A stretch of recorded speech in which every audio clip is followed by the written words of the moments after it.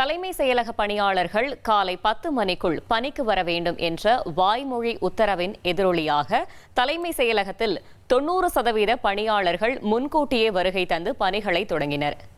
மேலும் இதுகுறித்து எமது செய்தியாளர் பாஸ்கரன் விவரிப்பதை பார்க்கலாம்.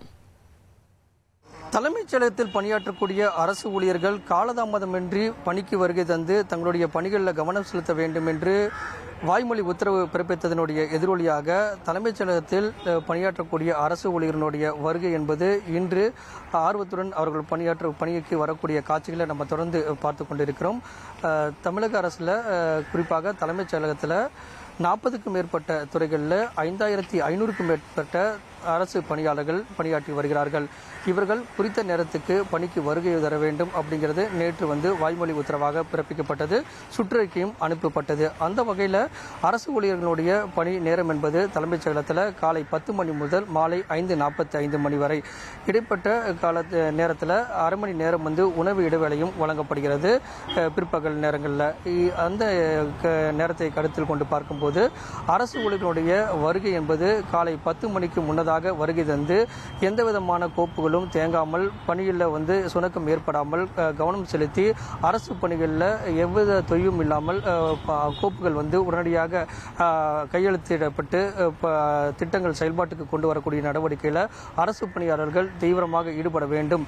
தமிழக முதலமைச்சர் கூட காலை 9:30 மணி முதல் காலை 10 மணிக்குள் தலைமைச் செயலகத்துக்கு வருகை தந்து ஒரு 6 மணி நேரத்துக்கு மேலாக தலைமைச் செயலகத்திலிருந்து தொடர்ந்து பணியாற்றக்கூடிய காட்சிகளை நம்ம பார்த்து கொண்டிருக்கிறோம். இந்த நிலையில தான் அரசு ஊழியர்கள் குறிப்பாக தலைமைச் செயலகத்தில் பணியாற்றக்கூடிய அரசு ஊழியர்கள் பணிக்கு 10 மணிக்கு முன்னதாகவே வருகை தர வேண்டும் என்று நேற்று வாய்மொழி உத்தரவு பிறப்பிக்கப்பட்டது. அதனுடைய எதிரொலியாக இன்று பணிக்கு வரக்கூடியவர்களுடைய வருகை என்பது 90% பேர் 10 மணிக்கு முன்னதாகவே வருகை தந்திருக்கிறார்கள்.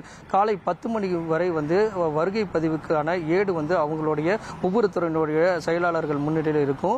வருகை தரக்கூடிய அரசு ஊழியர்கள் தலைமைச் செயலகத்துக்கு வரக்கூடிய அரசு ஊழியர்கள் அந்த வருகை பதிவேட்டில் கையெழுத்திட்டு தங்களுடைய பணிகளை தொடங்குவார்கள். 10 மணிக்கு வருகை தரக்கூடிய அரசு ஊழியர்களுக்கு இந்த வருகை பதிவேடு என்பது இருக்கும். மீண்டும் ஒரு 10 நிமிடம் கூடுதல் கால அவகாசம் என்பது வழங்கப்படுகிறது. இதன் காரணமாக காலை 10 மணி மற்றும் 10 நிமிடங்கள் வரை அந்த வருகை பதிவேடு என்பது துறை செயலாளர் முன்னிலையில் இருக்கும். அதைத் தொடர்ந்து மனிதவள மேலாண்மை துறை அல்லது தலைமைச் செயலாளரிடம் அந்த வருகை பதிவேடுக்கான அனைத்து விதமான ஆவணங்களும் எடுத்துச் செல்லப்படும் அப்படிங்கிறது தான் நேற்று வெளியிடப்பட்ட சுற்றறிக்கையினுடைய சாராம்சமாக இருக்கிறது.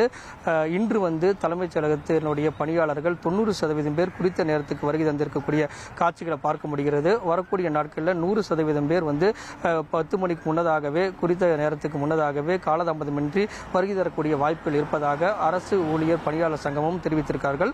அரசு ஊழியர்கள் காலதாமதமின்றி தற்போது பணிக்கு வந்திருக்கக்கூடிய காட்சிகளை தொடர்ந்து பார்த்துக் கொண்டிருக்கிறோம்.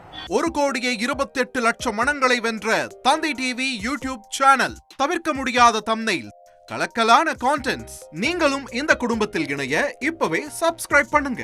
அசுரபலம் கொண்ட எங்கள் டிஜிட்டல் கரங்களில் உங்கள் விளம்பரங்களை சேர்க்க வாட்ஸ்அப் பண்ணுங்க. 893988883778. Email advtthanditv@dttv.in.